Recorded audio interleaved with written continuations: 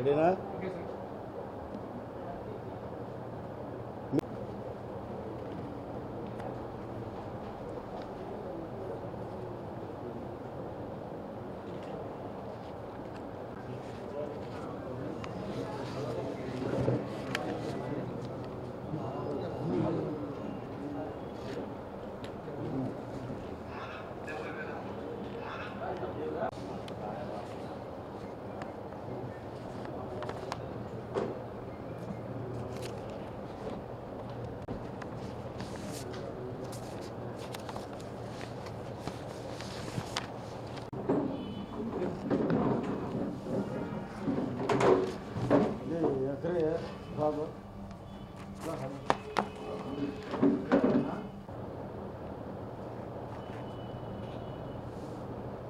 మరి నిన్నటి దినం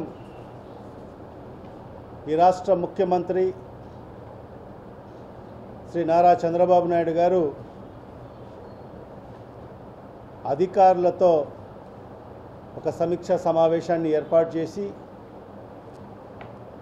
మరి ఆ సమీక్ష సమావేశం ద్వారా ఒక ప్రజెంటేషన్ ఇస్తూ ఈ రాష్ట్ర ప్రజలకందరికీ కూడా చెప్పింది ఏంటంటే ఆంధ్ర రాష్ట్రంలో ఆర్థిక పరిస్థితులు బాగలేవు, తద్వారా ఏదైతే ఎన్నికల్లో ఇచ్చిన హామీలు అవి నెరవేర్చలేకపోతున్నానని చెప్పి ఈ రాష్ట్ర ప్రజలకందరికీ కూడా కుండబద్దలయ్యేటట్టుగా చెప్పడం జరిగింది. మరి ఇవాళ చంద్రబాబు నాయుడు గారి పరిస్థితి ఏ విధంగా ఉందంటే, పెద్దలు ఒక సామెత చెప్తారు, ఏదైతే ఏరు దాటేటప్పుడు ఏటి మల్లన్న, ఏటి దాటిన తర్వాత బోడి మల్లన్న అన్నట్టుగా అదే ఎన్నికల ముందు ఇదే చంద్రబాబు నాయుడు గారు మరి కూటమిలో ఉన్న నాయకులు పవన్ కళ్యాణ్ గారు అందరూ కూడా ప్రతి ఎన్నికల ప్రచార సభల్లో కూడా మేము ఈరోజు మీకు అందరికీ కూడా మాటిస్తున్నాము, ఖచ్చితంగా సూపర్ 6 హామీలు నెరవేరుస్తాము అని చెప్పి మరి ఆ రోజు ప్రజలకు మాట ఇవ్వడం జరిగింది. మరి ఆ ఎన్నికల సభల్లో కూడా చంద్రబాబు నాయుడు చెప్పిన మాట ఏంటంటే, జగన్మోహన్ రెడ్డి గారు అన్నీ కూడా అప్పులు చేసేసాడు, అయినా పర్వాలేదు, నేను అధికారంలోకి వస్తే మరి ఆ అప్పులన్నీ కూడా తీర్చుకుంటూ వ్యవస్థలను గాడిలో పెట్టి సంపద సృష్టించి మీకు ఇచ్చిన హామీలన్నీ కూడా నెరవేరుస్తారని చెప్పి మరి ఆ రోజు ప్రజలకు మాట ఇవ్వడం జరిగింది. మరి ఇవాళ మీడియా ముఖంగా మరి రాష్ట్ర ముఖ్యమంత్రి గారికి మరి ఇవాళ సూటిగా నేను ప్రశ్నిస్తున్నా, మరి ఆ రోజు మీరు ప్రజలకు ఇచ్చిన మాట ఏంటి? మరి ఈరోజు మీరు చేస్తున్న పని ఏంటి? మరి ఈరోజు ఈ ప్రభుత్వం అధికారంలోకి వచ్చి 8 నెలలు కావస్తుంది. మరి ఈ 8 నెలల కాలంలో మీరిచ్చిన హామీలు ఎంతవరకు నెరవేర్చారో ఈ రాష్ట్ర ప్రజలకు సమాధానం చెప్పాల్సిన అవసరం ఉంది. ఒక్కటంటే ఒక్క హామీ కూడా నెరవేర్చుకోకుండా ఈరోజు కాలయాపన చేసుకుంటూ కేవలం గత ప్రభుత్వం మీద, జగన్ ప్రభుత్వం మీద నిందలు వేయడం తప్ప మీరు ఈ 8 నెలల కాలంలో ఏం ఈ రాష్ట్ర ప్రజలకు ఒరగబెట్టారో ఒక్కసారి సమాధానం చెప్పాల్సిన అవసరం ఉంది. మాట అంటే నాకు 40 ఏళ్ల అనుభవం ఉంది, నేను ప్రజలకు ప్రపంచానికి పాఠాలు చెప్పినోడిని,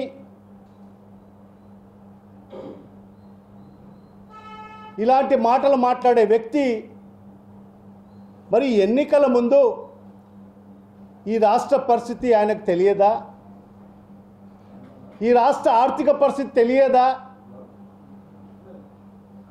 14 ఏళ్ళు ముఖ్యమంత్రిగా పనిచేసిన వ్యక్తి, 10 ఏళ్ళు ప్రతిపక్ష నాయకుడిగా పనిచేసిన వ్యక్తి, మరి 40 ఏళ్ళ అనుభవం ఉన్న వ్యక్తి, మరి అలాంటి వ్యక్తికి ఈ రాష్ట్ర పరిస్థితి, ఈ రాష్ట్ర ఆర్థిక పరిస్థితి తెలియదా? మరి అలాంటప్పుడు ఈ రాష్ట్ర ఆర్థిక పరిస్థితి తెలిసిన వ్యక్తి అయితే మరి మొన్న సార్వత్రిక ఎన్నికల ముందు అలివిగాని హామీలు ఏ రకంగా ఈ రాష్ట్ర ప్రజలకు ఇచ్చారో ముందుగా ఈ ప్రజలకు సమాధానం చెప్పాల్సిన అవసరం ఉంది.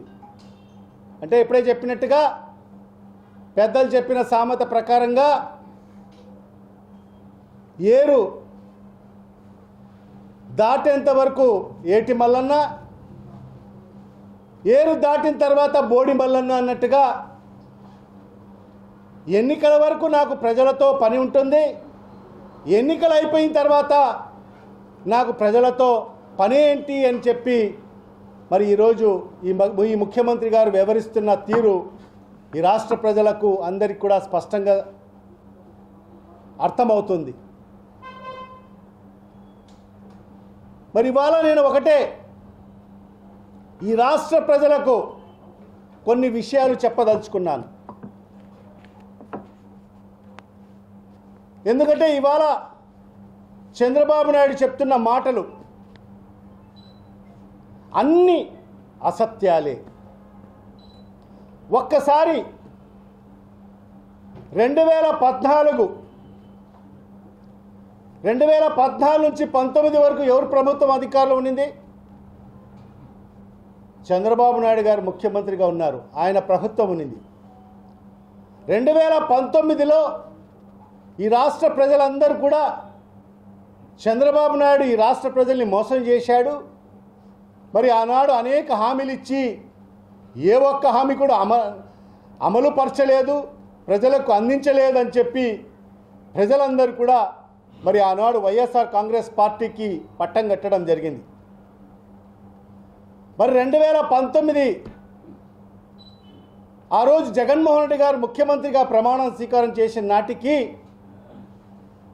మరి ఈ రాష్ట్ర ఆర్థిక పరిస్థితి ఎలా ఉందంటే, ఆయన ముఖ్యమంత్రిగా ప్రమాణ స్వీకారం చేసిన తర్వాత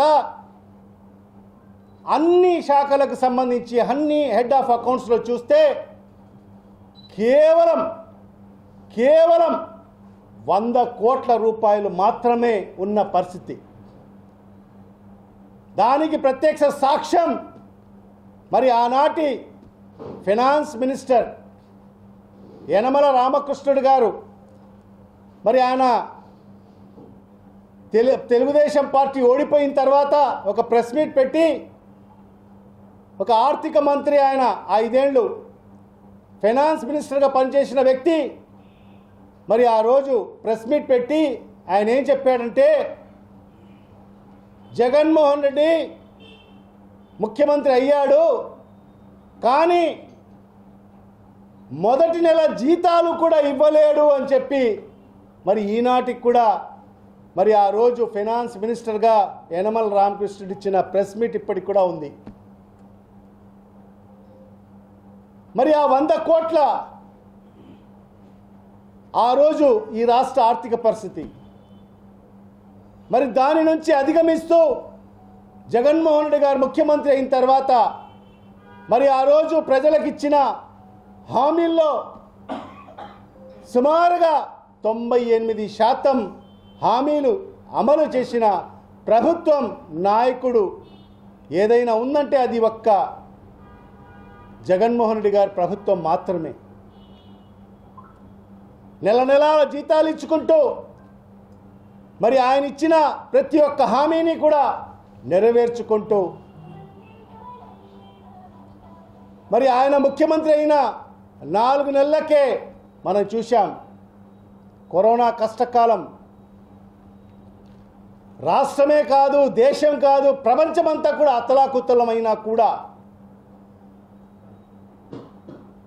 ఆర్థిక పరిస్థితి పూర్తిగా క్షీణించినా కూడా ఎక్కడ అధైర్యపడకోకుండా మొక్కబోని ధైర్యంతో ముందుకెళ్ళి నేను ప్రజలకు మాట ఇచ్చాను, ఖచ్చితంగా ఎన్ని కష్టాలు వచ్చినా ఎన్ని నష్టాలు వచ్చినా ఓర్చుకొని మరి ప్రజలకు ఇచ్చిన మాట నెరవేర్చుకున్న వ్యక్తి జగన్మోహన్ రెడ్డి గారు.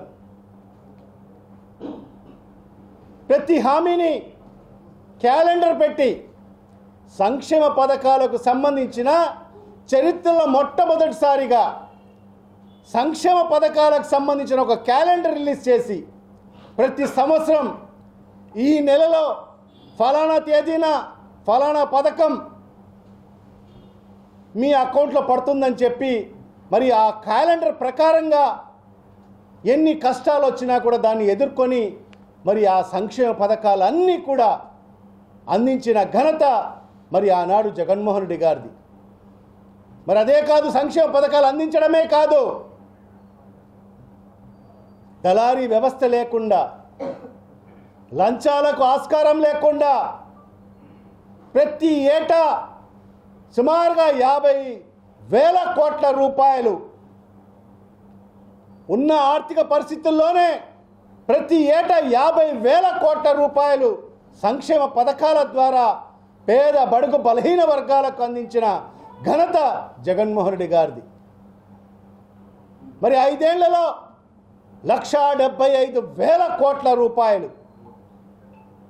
ఎక్కడ అవినీతి లేదు, అవినీతికి ఆస్కారం లేదు, దళారులకు అవకాశం లేకుండా నేరుగా లబ్ధిదారులకు అందించిన ఘనత కూడా జగన్మోహన్ రెడ్డి గారిది.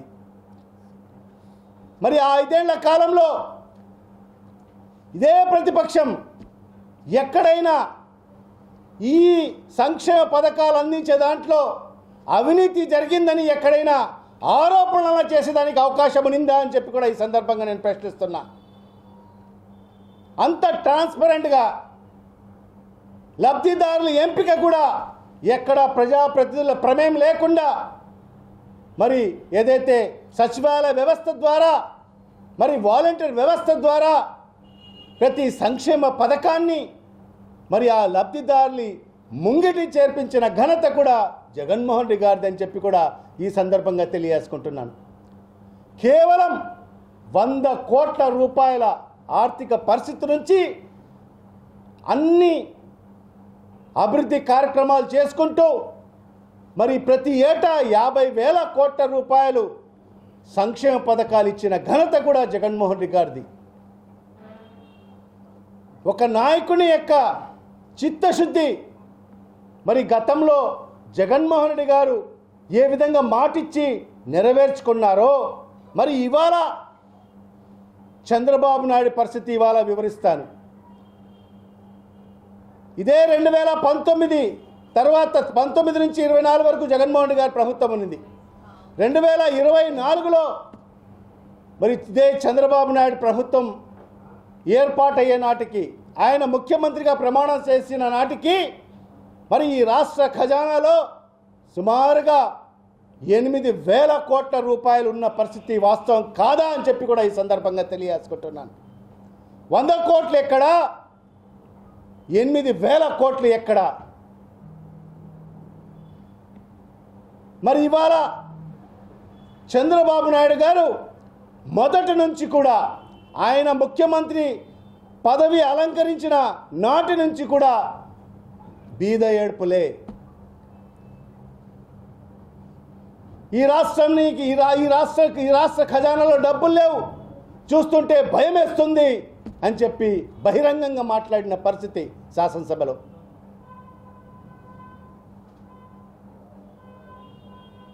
మరి ఇవాళ ఈ సందర్భంగా చిత్తశుద్ధి ఉంటే, ప్రజలకు మేలు చేయాలని తపన ఉంటే ఖచ్చితంగా మంచి చేసే మార్గాలు ఎన్నో వస్తాయి. కానీ చంద్రబాబు నాయుడికి ఎప్పుడు కూడా పేద ప్రజలకు మేలు చేయాలని ఆలోచన లేదు, తపన లేదు. మరి ఇవాళ ఆ పరిస్థితి నుంచే మరి ఈరోజు కేవలం ప్రజల ఓట్లతో అధికారంలోకి వచ్చి, ఈరోజు అధికారంలోకి వచ్చేసాం, మరి ప్రజలతో నాకు ఏం అవసరం ఇంకొక 5 ఏళ్ల వరకు అని చెప్పి మరి ఈరోజు దాటివేసే కార్యక్రమాలు, మరి ఈరోజు దాటివేసే మాటలు మాట్లాడడం అంటే ఎంతవరకు సమంజసమో ఈ రాష్ట్ర ప్రజలందరూ కూడా ఒక్కసారి ఆలోచన చేయాలి. మరి ఇవాళ ఈ 8 నెలల ఈ ప్రభుత్వం యొక్క పరిపాలన చూస్తుంటే మేము కాదు, ఈ రాష్ట్ర ప్రజలందరూ కూడా అనుకుంటున్నారు, పాలిచ్చే ఆవుని మనం పోగొట్టుకున్నాం, మరి ఈరోజు తన్నే గాడిదని మనం తెచ్చుకున్నామని చెప్పి కూడా ఈరోజు ప్రజలందరూ కూడా భావిస్తున్నారు. మరి ఆ రోజు ఏం చెప్పారు? బాబు షూరిటీ, భవిష్యత్ గ్యారెంటీ అని చెప్పి ప్రతి బహిరంగ సభలో కూడా మరి ఇలాంటి సూపర్ 6 అని చెప్పి హామీలు ఇవ్వడం జరిగింది. మరి ఆ హామీలో ఏంటి? యువతకు 20 లక్షల ఉద్యోగాలు ఇస్తాము అని చెప్పి చెప్పడం జరిగింది. మరి అదే కాకుండా ప్రతి నిరుద్యోగికి 3,000 రూపాయలు నిరుద్యోగ భృతి ఇస్తామని చెప్పి చెప్పడం జరిగింది. మరి రెండవ హామీ, స్కూలుకు వెళ్ళే ప్రతి విద్యార్థికి, ప్రతి తల్లికి కాదు, ఇక్కడ ప్రతి విద్యార్థికి 15,000 రూపాయలు ఇస్తానని చెప్పడం జరిగింది. మరి ఆనాడు మనం చూశాం, మరి తెలుగుదేశం పార్టీకి సంబంధించిన ఒక నాయకుడు తన ప్రచారంలో ఎవరు పిల్లలు కనిపించినా కూడా నీకు 15,000, నీకు 15,000, నీకు 15,000 అని చెప్పిన పరిస్థితి. మీ ఇంట్లో ఎంతమంది పిల్లలు ఉంటే అంతమందికి 15,000 ఇస్తానని చెప్పి మరి ఆనాడు చంద్రబాబు నాయుడు గారు స్వయంగా చెప్పడం జరిగింది. మీకు ఒక్కరుంటే 15,000 ఇస్తాను, ఇద్దరుంటే 30,000 ఇస్తాను, ముగ్గురుంటే 45,000 ఇస్తాను, నలుగురుంటే 60,000 ఇస్తానని చెప్పి మరి చంద్రబాబు నాయుడు గారు చెప్పడం జరిగింది. మరి మూడవ హామీ, ప్రతి రైతుకు 20,000 రూపాయలు ఇస్తానని చెప్పడం జరిగింది.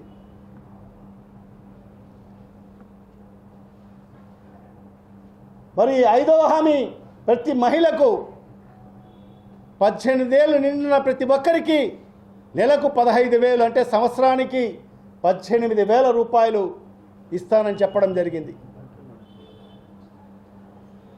మరి మహిళలకందరికి కూడా ఉచిత బస్సు ఇస్తానని చెప్పడం జరిగింది. మరి ఈ రకంగా అనేక హామీలు ఇచ్చేసి మరి అధికారంలోకి వచ్చిన తర్వాత మరి ఈరోజు ఈ రాష్ట్ర ఆర్థిక పరిస్థితి బాగలేదు, నేను ఈ హామీలు నెరవేర్చలేనని చెప్పడం ఎంతవరకు సమంజసమో ఒక్కసారి ఈ రాష్ట్ర ప్రజలందరూ కూడా ఆలోచన చేయాల్సిన అవసరం ఉంది. మరి ఇవాళ తల్లికి వందనం అని చెప్పి 15,000 రూపాయలు ప్రతి ఒక్కరికి ఇస్తానని చెప్పడం జరిగింది. ఎంతమంది పిల్లలు స్కూల్కి వెళ్తే అంతమందికి మరి ఇస్తానని చెప్పి ఈరోజు సుమారుగా 46 లక్షల తల్లులకు ఈరోజు పంగనామాలు పెట్టడం జరిగింది చంద్రబాబు నాయుడు. మరి అదేవిధంగా అన్నదాత సుఖీభవ అని చెప్పి ప్రతి రైతునికి పెట్టుబడి నిధి కింద జగన్మోహన్ రెడ్డి గారు 13,500 రూపాయలు ఇచ్చారు, నేను 20,000 రూపాయలు ఇస్తానని చెప్పి మరి ఈ 8 నెలలలో ఒక్క నయా పైసా ఇచ్చిన దాఖలాలు లేవు. మరి అదేవిధంగా ఆడబిడ్డ నిధి అని చెప్పి ప్రతి 18 ఏళ్ళు నిండిన ప్రతి ఒక్కరికి నెలకు 1,500 రూపాయలు అంటే సంవత్సరానికి 18,000 రూపాయలు. మరి ఈరోజు చూస్తే రాష్ట్రంలో 1,80,00,000 మంది అక్క చెల్లెమ్మలు ఉండారు, 18 ఏళ్ళు దాటిన వాళ్ళందరూ కూడా. మరి వాళ్ళకందరికి కూడా ఈరోజు పంగనామాలు పెట్టిన పరిస్థితి ఈరోజు మనం చూస్తున్నాం.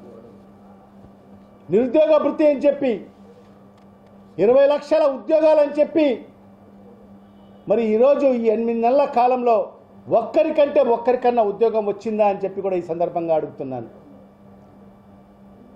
మరి నిరుద్యోగ భృతి కింద 3,000 రూపాయలు ఇస్తానని చెప్పి మరి ఆ ఊసే మాట్లాడని పరిస్థితి ఈరోజు మనం చూస్తున్నాం. మరి అదే కాకుండా ఉద్యోగాలు ఇవ్వకపోగా ఇచ్చిన ఉద్యోగాల్ని కూడా ఈరోజు వాళ్ళని కూడా ఉద్యోగాల నుంచి తొలగిస్తున్న పరిస్థితి మనం చూశాం. వాలంటీర్లు సుమారుగా 2.5 లక్షల వాలంటీర్లను గతంలో ఎన్నికల ముందు ఇదే వాలంటీర్లు వ్యవస్థను కొనసాగిస్తాను, మరి జగన్మోహన్ రెడ్డి కేవలం 5,000 రూపాయలు ఇస్తున్నాడు, మా 5,000 రూపాయల మీద ఏక సరిపోతాయి, నేను అధికారంలోకి వస్తే ఈ వ్యవస్థను కొనసాగిస్తూ వాలంటీర్లకు 10,000 ఇస్తానని చెప్పి మరి అధికారంలోకి వచ్చిన తర్వాత మరి ఆ వాలంటీర్ వ్యవస్థని తీసివేసిన ఘనత చంద్రబాబు నాయుడుదని చెప్పి కూడా ఈ సందర్భంగా తెలియజేసుకుంటున్నా. మరి అదే కాకుండా చరిత్రలో ఎక్కడ జరగనటువంటి విధంగా జగన్మోహన్ రెడ్డి గారు వచ్చిన తర్వాత సచివాలయ వ్యవస్థను తీసుకురావడం జరిగింది.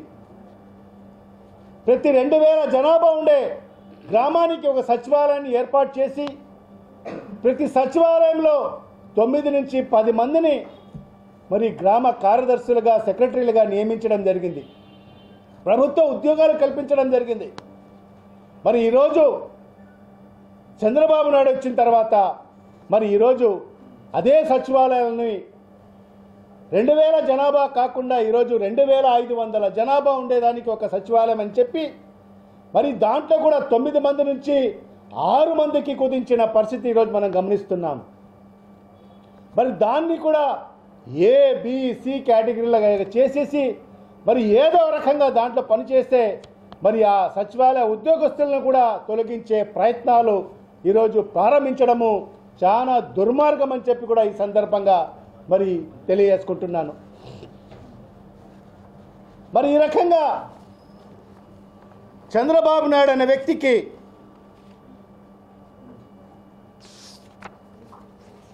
ఎక్కడ చిత్తశుద్ధి లేదు. ప్రజలకు ఇచ్చిన హామీలు నెరవేర్చాలని చెప్పి ఏ కోశాన కూడా లేదు. కేవలం అధికార దాహంతో అధికారాన్ని ఏదో ఒక రకంగా కైవసం చేసుకోవాలి, నేను ముఖ్యమంత్రి అవ్వాలి అని చెప్పి అలివి కాని హామీలు, ఆయన ఇచ్చిన హామీలు నెరవేర్చాలంటే సంవత్సరానికి 1,50,000 కోట్ల రూపాయలు అవసరం అవుతుంది. ఇది చంద్రబాబు నాయుడుకు తెలియదా? అంటే కేవలం అధికారం కోసం ఎన్ని అసత్యాలైనా ఎన్ని అబద్ధాలైనా కూడా ఆడి అధికారం వచ్చిన తర్వాత మరి ఈరోజు ప్రజలకు మోసం చేయడం ఇది ఒక్క చంద్రబాబు నాయుడికే చెల్లని చెప్పి కూడా ఈ సందర్భంగా తెలియజేసుకుంటున్నాను. ఎందుకంటే ఆయన చరిత్ర, గత చరిత్ర మనం ఒక్కసారి చూస్తే ఎప్పుడు కూడా ప్రజల్ని మోసం చేసిన వ్యక్తే చంద్రబాబు నాయుడు. ఎప్పుడు ఎన్నికలు వస్తే మరి ప్రజలకు హామీలు ఇచ్చేసి అధికారంలోకి వచ్చిన తర్వాత మరి ఆ హామీలు ఎప్పుడు కూడా నెరవేర్చిన దాఖలాలు లేవు. మరి అలాంటి పరిస్థితిలో మరి ఈరోజు ప్రజలందరూ కూడా ఆలోచన చేయాల్సిన అవసరం ఉంది.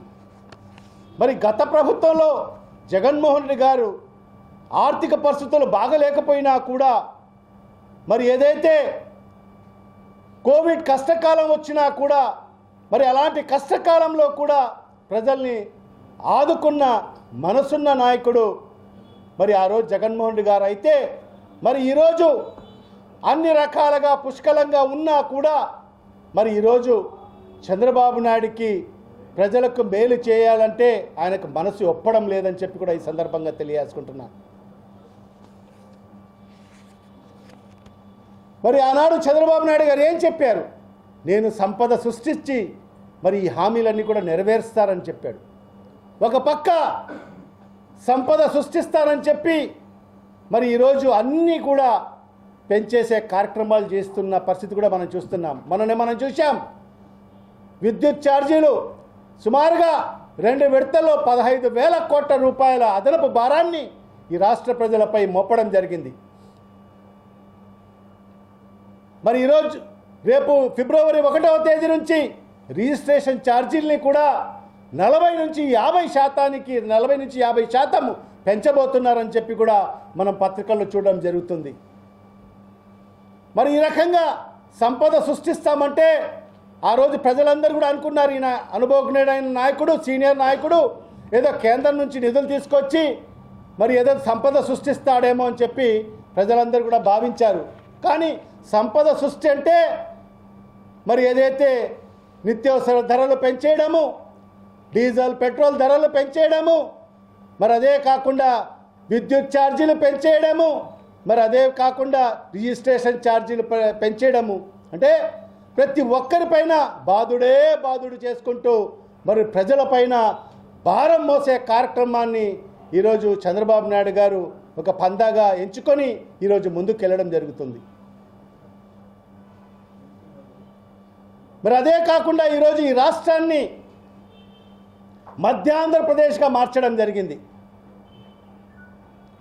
ఎందుకంటే మధ్యాంధ్రప్రదేశ్గా మార్చేసి ఈ రాష్ట్రంలో ఉండే 5 కోట్ల మందిని తాగుబోతులుగా చేసేస్తే మరి ఏదైతే నేను ఇచ్చిన హామీలన్నీ కూడా మర్చిపోతారని చెప్పి మరి ఈరోజు ఏ రకంగా మద్యం ఈ రాష్ట్రంలో ఏరులై పారుతుందో మీరందరూ కూడా గమనిస్తున్నారు.